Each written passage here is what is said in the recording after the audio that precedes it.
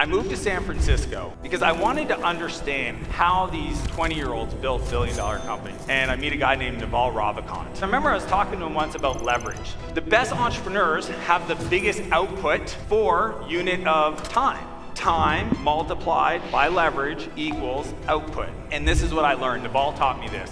There's only 4 master skills to creating leverage. Once I understood this, I understood I only had 4 things to go become world-class at, and I could have anything I want in my life. Most entrepreneurs, when they're growing their business, it doesn't matter if it's their first 100K or 300K or million, they get to a place where growing is painful. And in that spot, they usually do 1 to 3 things. They either stall. Okay, they say to themselves, this year, I made more money last year than this year. I'd rather slow down, right? And just not grow. The problem with that is that the market's growing, right? Gross domestic product grows. Your customers will demand more from you this year than last year. And the worst part is your top people, if you don't create a future that's big enough for them, then they will go find somebody else can do that. Does that make sense? Your dreams, write this down. Your dreams have to be bigger than everybody else on your team's dreams and goals. Write it down. So that's stall. Number 2, sabotage. This one's fascinating. Some of you guys don't even know you're doing this. I have a friend of mine, Tracy. Business was going through some challenges. 6 months of hell. We've all been there. It's tough. And in that storm, Tracy tells herself, I need to give myself a break. And she decides to take a 4-week sabbatical. Do you think a company that's struggling, the CEO of the company should take a 4-week sabbatical? Yes or yes? No, perfect. You guys are on the same page. This is great. But she didn't realize she was sabotaging her success. She had opportunity to keep growing because when we're going through the worst, just so you know this, when we go through the worst, we're actually developing our skills to get to the next level. Huge, okay? So understand, when you're challenged, you should say, thank you, worthy opponent. This is gonna shape me to become the person I need to become to get to the next level. Instead, Tracy went on a sabbatical. She missed the opportunity to grow. The third is sell. My buddy Jason calls me one day and he's like, hey man, I think I'm gonna sell my company. He has an agency, $2 million in revenue, been doing it for about 7 or 8 years, and it just became really tough.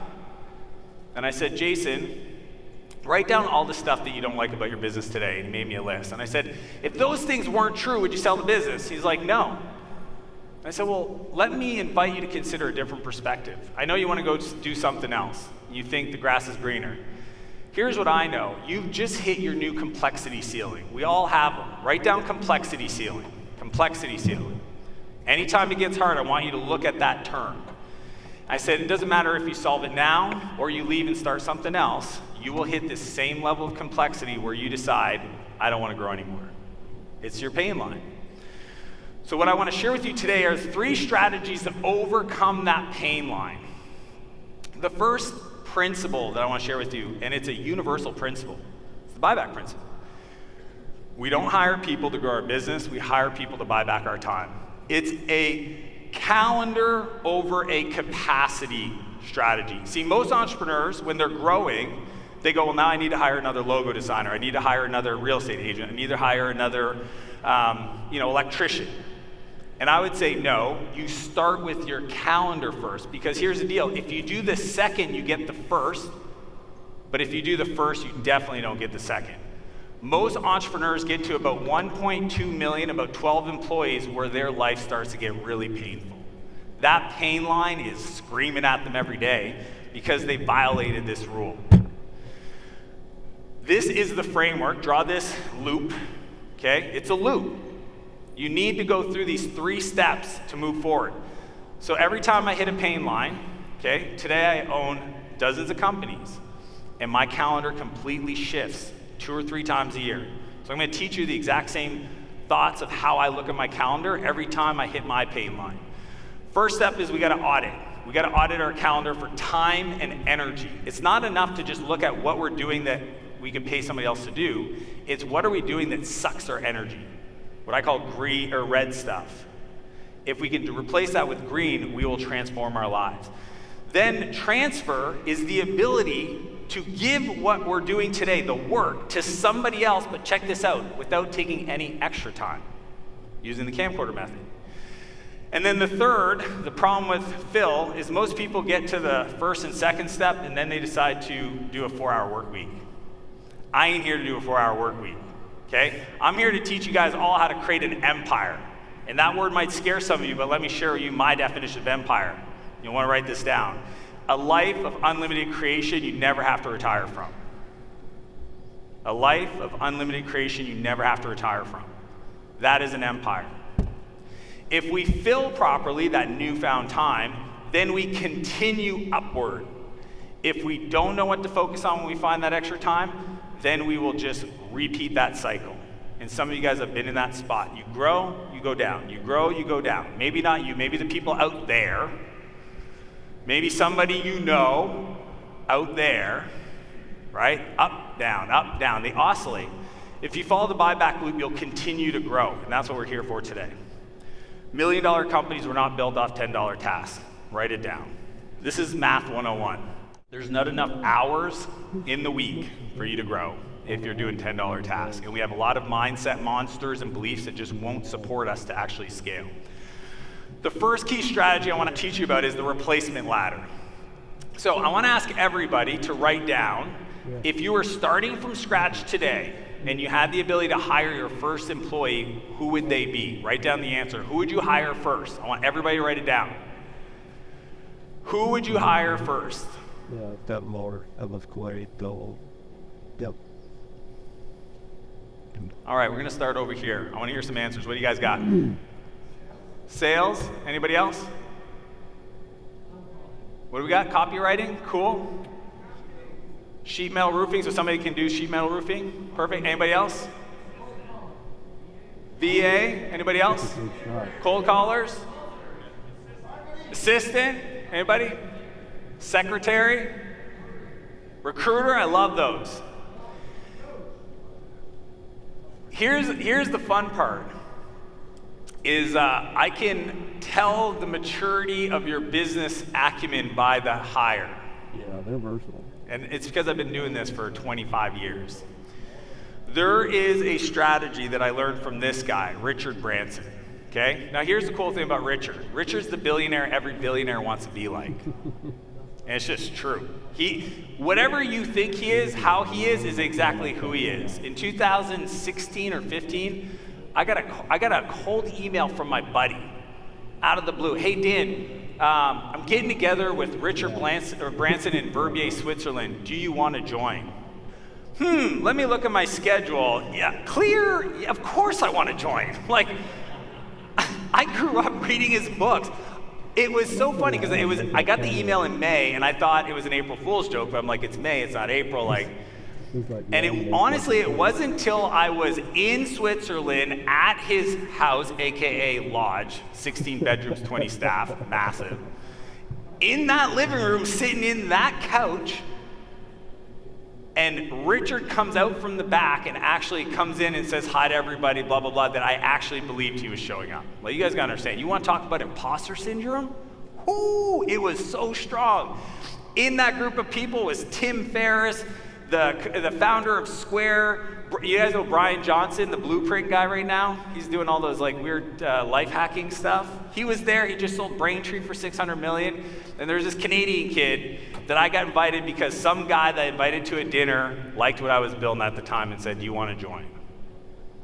And I was just like, Dan, just don't say anything stupid. You can only go downhill from here. You made it in the house, don't get kicked out. So I just shut up and paid attention. And I'll be honest with you, all I was looking for, I wanted to understand how does a guy, some of you may not realize this, Richard Branson has 400 companies in the Virgin Group of Businesses. That Virgin Group of Businesses, that holdco, has 2 CEOs. I wanted to understand how he thought about scale and leverage. And I just watched. I watched how he interacted with his staff. I watched how he managed his time. And this is what I saw that I didn't expect. At the time, I had a virtual assistant. I had assistants over the years, right? We've all had them. What was different was watching Richard. Essentially, anything that came into his life went through his assistant, Helen. And every morning for breakfast, they would sit there for 60 to 90 minutes, depending on what was on Helen's list. She would review only the things that she didn't know how to deal with. She didn't know how to route. She thought Richard would want to know about. And they just had breakfast, they talked, and then the rest of the day he came skiing with us. That's how he ran 400 companies. Do you guys want to learn the other stuff that I learned from Richard? Yes or yes? Yeah. Perfect. This is the replacement ladder. We start at the bottom, we work our way up. Why? Let me tell you two different things. One, it's the lowest cost to pay somebody to do the work for the biggest time purchase back in your life, if you do it right. So that's why there's the outcomes. So level one, you might be feeling stuck in your business, is because you don't have somebody to support you on your account and your admin work. But the key is to do like Richard did and give your inbox and calendar to your assistant. Some of you guys are getting does that make you nervous a little bit? Anybody? No, you guys are all good just giving up your inbox and your calendar to somebody else and letting them figure it out, and hopefully you show up at the right meeting at the right time. Does that make you nervous? Anybody? Trust me, my assistant laughs all the time. She's like, Dan, I could tell you to show up at the edge of a cliff and write in the description, jump, and you would do it. I go, well, don't do that, but I trust you. And it's because I realize that if I can give up the inbound, your inbox is nothing more than a public to-do list of other people's goals on your time. Write that down.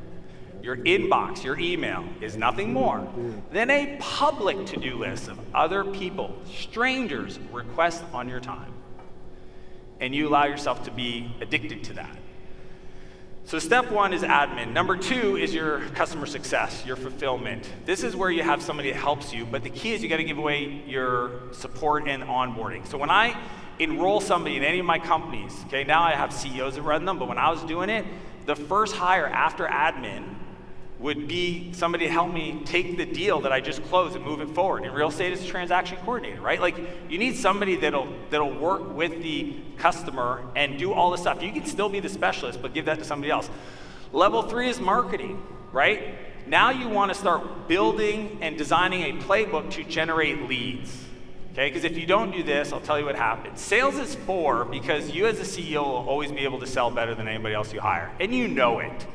You know it. Some of you guys are world-class salespeople, 70, 80% win rates. Nobody's gonna ever be able to sell like that. And the challenge, if you hire too quick and you don't have the systems underneath, what happens in 6 months is you either fire them because they're not performing, because they don't have enough reps and they don't have enough deals, or they quit because they're not making any money. Anybody resonate with that? Anybody have? Yeah, exactly. It's literally the 6-month mark, depending how much they like you. 4 months, they like you 6 months. And the highest level is the ELT. Write this down, Executive Leadership Team. Some of you guys call them leaders and managers. Here's my rule. Do they come with playbooks? Do they come with process? If you hire people or promote people up that has no experience, then you're just creating more work for yourself. So when I say at that level, everybody else, the first hire in marketing, and those are all people you can hire, train, etc., because you're going to give them a playbook. But when you start hiring leadership, they should come into the company with knowledge. Okay? That's the replacement ladder. And if you follow these 5 steps, some of my clients that I coach, they'll get there in 45 days. They see this, they go, got it, and they execute. Admin, free up their time, sell, make revenue. Next hire, success. Business is starting to grow. They hire somebody to support the success, buy back that time out of their calendar, reinvest that now into marketing. They build a marketing strategy. They hire somebody to execute the strategy, generates leads every day consistently. Then they do the sales, then they hire a salesperson. That person comes in, goes through the scripts that they've built or the calls that they've already done, they've recorded, give it to the salesperson. Now they're coaching the team. So you can do this in 45 days, or some people are a bit slower and they'll take years. Right? Because they try to skip levels. You know what happens if you go straight to the top? How many people have you heard say, I need to hire a COO? You don't even have an executive admin. That's the silliest thing in the world. If you can't even work with your admin, you are not going to work with the COO. You need to start at the bottom and build the capacity and to know how to move up. Here's my philosophy. If you don't have an assistant, you are one. I know it stings, right? I'm gonna take the dagger and just a little bit more. The other parts of this, is you're overpaid and you kind of suck. Okay? A great executive admin, they're worth their weight in gold. Okay? So if you don't have one, you are the person. And you're overpaid and you're not very good at your job. So, what do we do with that? I want to talk about leadership, and I'll tell you why. I know CEOs and entrepreneurs are crazy. You guys agree? Yes or yes? We're nuts. Think about it. The reason why we're in business in the first place is because we're able to deal with a level of risk that most people would puke on themselves and pass out. Like, you do understand this. So just admit to it and then try to develop the leadership skills that protects your team from you. Some of you guys expect your team to show up like you, and that's just silly. They aren't you, and if they were, guess what? They'd be building their own company. So what happens is the way we lead our teams have to shift, okay? So I moved to San Francisco in 2008. This was after selling my first company. I became a multimillionaire at 27. And it crushed me. Like I worked easily 100 hours a week for 4 years. First 2 companies failed. When I got out of rehab, tried my first company, failed after 2 years, did another one, was 21, failed after that. It wasn't until I was 24 that I gave it another shot. And my dad would beg me, even though I grew up and had a very colorful childhood, he would just beg me to get a normal job. It's like, Dad, I can't do it. I'd rather, as long as I'm not in prison and I didn't relapse, like, you should be really proud of me. Like, I'm doing something.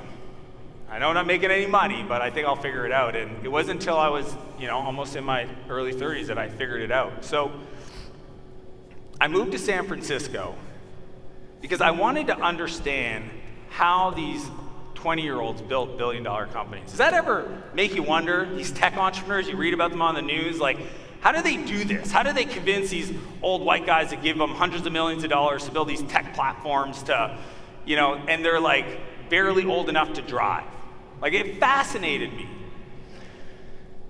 Just real talk, right? I grew up in the East Coast of Canada, so that world was foreign to me. Even though I was in software and I built a big company, that world was fascinating as an outsider. And I get there, and in the first few days, I get invited to a party, and I meet a guy named Naval Ravikant. This is 2008. Naval today has been on Joe Rogan. He's an incredible, just philosopher, honestly. But I met him earlier on, and he kind of became a mentor of mine. I call him one. He would never say that. But I share that because I remember I was talking to him once about leverage. So you got to understand, in business, the best entrepreneurs have the biggest output for unit of time. So if you think of the question, okay, write this down, okay? Time multiplied by leverage equals output. And output could be money, resources, etc. But time multiplied by leverage equals output. So I want to ask you guys all a question. What are ways that we can create leverage? Write it down. If I say, what are the tools to creating leverage? Write it down. I want you guys to answer that. Just one idea. The number one tool for creating leverage is, write down the answer. I want to hear from everybody.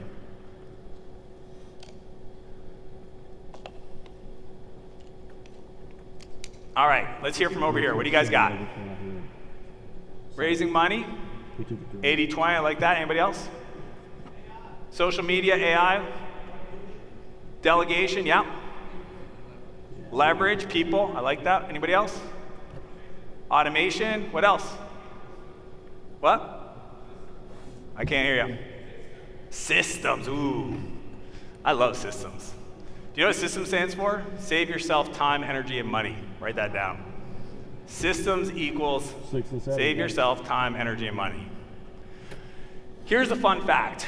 Everybody's answer was relatively correct. And this is what I learned. Naval taught me this. There's only 4, I call them master skills to creating leverage, okay? Write these down. The 4 master skills are, number 1, capital. If I have money, I have incredible leverage. Okay? It takes money to make money. It really doesn't, but it takes resourcefulness. All of you guys in this room have to be more resourceful. Okay? What do you guys need to be? More resourceful. Doesn't take money, but money creates opportunity. Okay? So capital is 1. Number 2 is code. Some of you guys said automation and AI. that fits in that bucket. Code, software.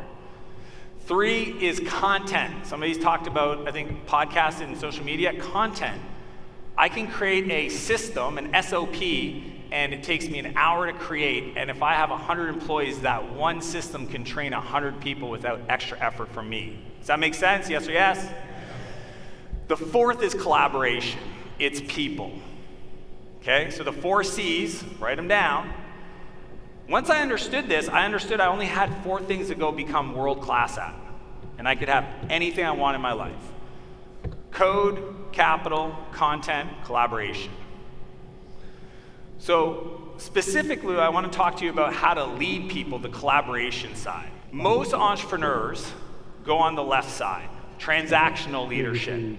They tell people what to do, they check that they got it done, and then they tell them what to do next. That sounds pretty straightforward, yes or yes?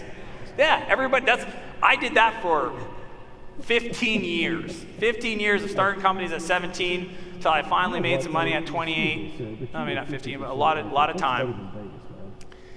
I just thought that's how you did it. The problem with that is around 10 to 12 direct reports, you wake up in the morning with all the piss and vinegar in the world. I'm gonna dominate the day. I've got my list of projects and we're gonna have a productive day. Anybody ever wake up that way? You're like, I'm gonna kill it today. Yes, okay. Then the first thing you do is you check your email and there's fire, crap. Then you think, oh, I wonder if Bob, Jane, Mary is working on that right thing. So you start calling people on your team. You tell, hey, are you doing this? Are you doing that? Did you think of this? And then there's like fires and issues and all that stuff. And it's not till 7 o'clock at night that you finally sit down to start doing the work. Anybody relate with that? Yeah. That's how it works. If you have a half dozen people work for you, anybody, and you tell them what to do, you check what they got done, you tell them what to do next, this will become your reality. That's why I call it the pain line. The opposite of that is transformational leadership, okay? So I'm gonna explain it to you, but I want you to think of an example in your life that's tough for you right now and apply this principle to that situation, that person. So the first thing, when I hire somebody, let's say my assistant, okay? The first day, I talked to her about a few principles, but the first one is, you are the CEO of my inbox and calendar. Who's the CEO of my inbox and calendar? You are. My assistant, exactly. And I don't mean to be a ding-dong, but I will actually ask her to repeat it back. Who's the CEO? I'm the CEO. Who's the CEO? I'm the CEO. You're the CEO. Yay, yay. What does that mean? And I asked them to describe to me, what does it mean to be the CEO of my inbox and calendar? Is it my responsibility to put stuff in my calendar or yours? Mine. Yay, we're winning. You know, like it sounds foolish, but I'm trying to make it a little entertaining for all of you guys, keep you awake and focused. But it's not that far off. When I hire people, I look them in the eyes and I said, I hired you to create this outcome. I don't tell them what to do. I hired you to create this outcome. And then I describe the outcome. So I gotta tell them, what does a 10 out of 10 look like? My calendar has everything in there. It's structured and the description is this. Everybody's confirmed. This is what a 10 out of 10, my travel schedule is figured out. All my flights are booked, international 6 weeks, domestic 2 weeks, whatever it is, right? And I get really clear at describing the mountaintop. That's the way I think about it. Some of us hire people and we don't think about telling them what it's gonna look like at the mountaintop. Right? We just say, hey, can you start climbing this mountain? They're like, okay, where's the path? You're like, I don't know, it's over there. It's in the corner. And they go over this way. They call you the next morning. They're like, I couldn't find that path yesterday. I'm like, what are you doing? No, you say, that's the mountaintop. See right there? That's the mountaintop. You figure out how to get there. What resources would you need? So then we measure. Okay? So then I explained to the person that I hired, I gave them the outcome. I said, here's how we're going to measure your progress. Every person in all my companies have a number. My social media person has a number, my CFO has a number, my COOs have a number, my CEOs have a number. They have one number. How many numbers? One number. Now, do they use other numbers to understand if they're making good decisions? Yes. But there's one number that we've all agreed on. If you're in the automotive space, the number's called the absorption rate. I'm a software guy and I know this stuff because I love nerding out on business. Absorption rate, it's the number that tells you the ratio of the service department and parts covering the overhead of the car dealership. And that number tells you how efficient it is. Okay? So there's different aspects into it. If I'm in the hotel space, it's the average night of a room, booking, right? That tells me how efficient the hotel is. So once I tell my assistant the way I'm going to measure them, okay, which is response time. That's the number. How quick do you respond to people? Okay, and it's a simple tool. You put in your email and they respond. Then when I have issues, somebody asked me this today, what do you do when you have issues with people on your team? Anybody else run into that, issues with people on your team? They're humans. They're supposed to have issues. Some of you guys expect people to be robots. Some entrepreneurs, their expectations for their people are up here. Can we just pull it down a little bit? Can we all realize that they have lives that don't revolve around us? And that's okay and awesome. Can we show up with a little bit more empathy? 100%. So what happens is anytime I see something that isn't great, I write it down, okay? On my phone, all my direct reports, I have a Google Doc, okay? And it says at agenda, it's got all their names, and I just write down a bullet. Once a week for most of my direct reports, every 2 weeks at minimum, I sit down with them.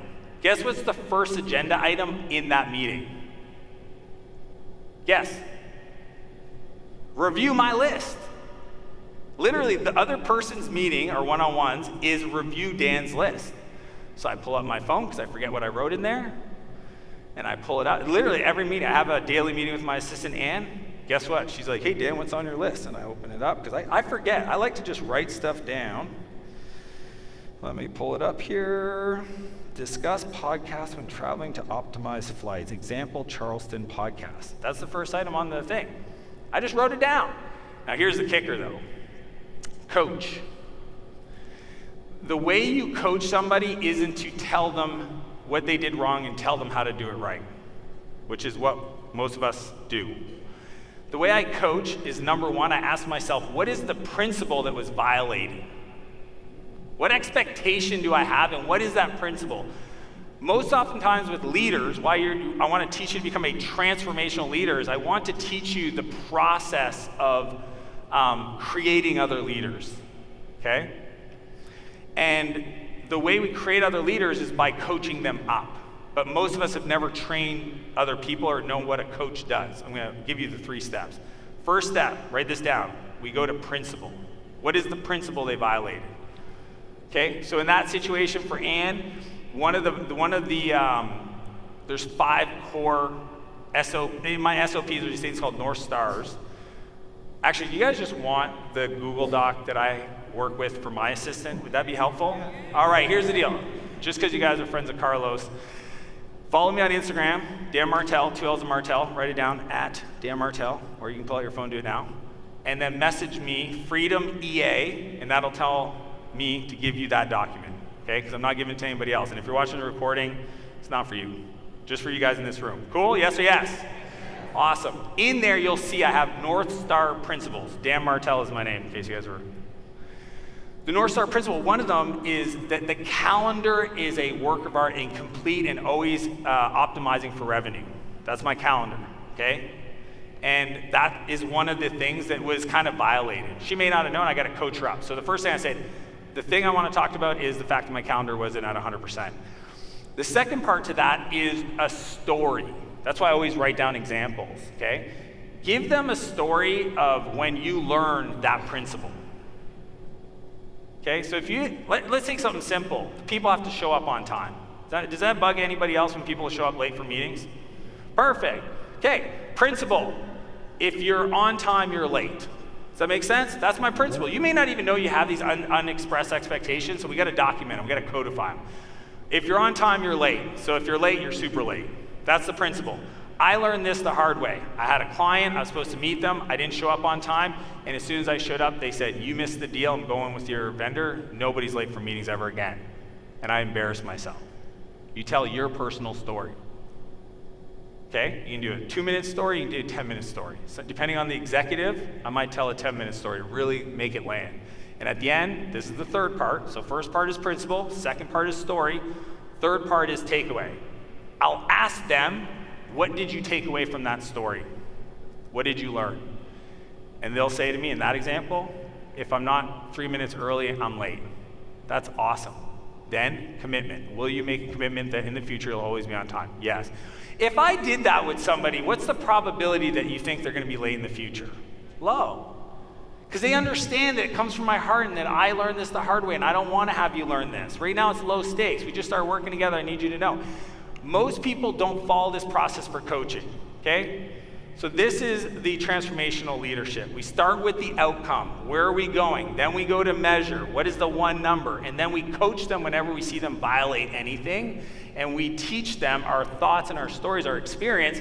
Anybody that's had a great leader in their life, a great boss? Anybody have a great boss? I had this guy, Darcy, who was just awesome. Exactly. They probably did this to you and you didn't even realize they were doing this. That's what made them great. Here's my big belief. Delegate the outcome, not the task. Write it down. Delegate the outcome, not the task. Stop telling people what to do. Start telling people where we're going and let them figure out how to get there and coach them along the process. And that's how we build people. That's how we coach up. The third and final hot principle is the 1-3-1 rule. This will absolutely transform your life. Anybody that has a team of people and you're frustrated that your phone is always blowing up and they're always calling you and they're always emailing you and they don't seem to know how to figure anything out, I'm going to solve this for the rest of your life. Do you want to learn how to do that? Yes or yes? Awesome. Here's how it works. You know why they call it a bottleneck? Because it's at the top. So you think the problem's your person on your team. I'm telling you it's the person you're looking at when you look in the mirror. So you've taught people this, and I'm going to teach you how to unteach them this. Okay, so a few years ago, the 1-3-1 rule, and I'll tell you how it works, is culture in all my companies. Like you won't meet anybody at any area of the business that doesn't understand what it is because we use it as language. And I remember I had this director of HR, this recruiter on the team, and he messaged me, he's like, hey, we got a problem. I was like, what's going on, dude? He goes, we need to hire 12 people in the next 30 days. I go, yeah? He goes, well, I don't know how to do that. Wow. Well, what do you think I should do? Oh, I don't know. Well, I've never done it. I said, Adam, I hired you, the director of HR. I hired you to do that job. I don't know how to do that job. Out of both of us, who do you think should learn how to do that job? And he's like, well, do you have any ideas? And I said, what's your 1-3-1? And he goes, oh man, I don't know, I don't have time for this. And I said, I don't know how to help you. Okay, write this down. If you want to be rich, be lazy. If you want to be wealthy, be incompetent. Okay? If you want to be rich, be lazy. If you want to be wealthy, be incompetent. I said, Adam, I didn't hire you to tell you how to do your job. I hired you to tell me what to do. Does that make sense? Steve Jobs said this. He said, it's easy to hire other people, tell them what to do. It's hard to hire people and have them tell you what to do. So I said, what's your 1-3-1? He said, I don't know. I said, how long will it take to figure out? He goes, give me a day. I said, how about the same time tomorrow we meet up and we review? He goes, that sounds great. It was like 4 o'clock that day. Next morning, 10 a.m., he texts me, I'm good. Duh. And I'll share with you why. Here's how the framework works. One specific challenge. When somebody comes to you with problems, okay, and I love you women, but you're the worst. You guys, I love you. Most of my team are executive or women, but you guys come to me with a hurricane of stuff. It's like a tornado. I love it. It's creative, but I'm like, what are we talking about? And they're like, this is wrong and this is wrong. I'm like, one thing at a time. So one specific problem. What are your 3 viable options that you've considered? I want to hear them. Tell me how you researched them. And then give me your one specific recommendation. If you teach everybody in your team the 1-3-1 rules, I'll tell you what will happen. One, you'll start having your frontline people solve problems that never make it up to your attention. Okay? You will teach people, this is another big idea, that we teach people how to treat us. Okay, we teach people how to treat us. So if we teach people every time they have a problem, they come to us, guess what they're going to do when they have a problem? Come to us. So that's why it's a bottleneck, because it's at the top, because you taught them how to do this, and this is how we fix it. So 98% of the time, somebody comes to me with a 1-3-1, their recommendation is what we should do. And over time, they build their confidence. And I push down all the big decision making to the front line, okay? And I've got time. I'm gonna give you guys wanna know the ultimate hack? This is like I don't share this often. Frontline workers, I give them a $50 budget to fix any problem they see, and all they have to do is tell me about it after. It's called 50 to fix it. So anybody in my company at the front line, they can solve any problem they see if it's less than $50 without getting anybody's permission. The only rule is they have to tell their leader within the next 7 days. Okay, so they can spend their credit card, expense it, it's always approved. They got to tell their leader next 7 days so they can coach against it. Leaders, managers, it's $500. Directors, it's $5,000. And for my executive leadership team, my CEOs, my CRO, my COs, it's $50,000. What did I just do? I just created a framework to push decisions and issue problem solving down to the front line so we can move faster. I'm all about leverage, all about speed, all about growth. Most of you guys are walking over dollars to save pennies. It's hilarious. Let your people solve the problem and then coach them up. That's how we unlock the 1-3-1 rule in a more tactical level. So here's my philosophy. This is how we scale companies. Doesn't matter if you're a company of 1 or 2. We build the people build the business. We build the person builds the business. We build the team builds the business. When you shift your lens on your role in the company as a people builder, it will unlock massive growth. Okay, this is how I do it. So with that, this is my book, Buy Back Your Time. Best-selling book, continues to sell more copies every week. Here's the movement I'm trying to create. I want to rid the world of companies failing because the CEO builds a business they grow to hate. Does that make sense? I think most businesses get built to a place where the entrepreneur grows to hate it and then they want to do something else. I want to get rid of that as being the reason the companies fail. And I want to end with this big idea. For every person in the world, for humanity, for entrepreneurs for sure, but everybody, I think we're all here to not only buy back our time to grow our business, and we do that through the strategies I taught you with the Buyback Loop and the 1-3-1 and the Transformational Leadership. That's all awesome. That will create resources and wealth for you. Fun. I think we're here to do 2 things. 1, become the person we needed most in our darkest days. Become the person you needed most in your darkest days. Every day. You wake up and try to create that person that would have had the opportunity to speak to that kid. For me to have the character and the resourcefulness to talk to the 15-year-old version of Dan. And then while you're doing that every day, this is the second part, is share that person with the world. Give that person to the world.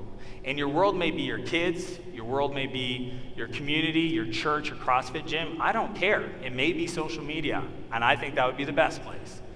Because I think that if you wake up every day to become that person and share that person, that you will create a life of fulfillment that you can't even imagine to feel. So with that, everybody, thanks for having me. You guys are awesome. Thank you.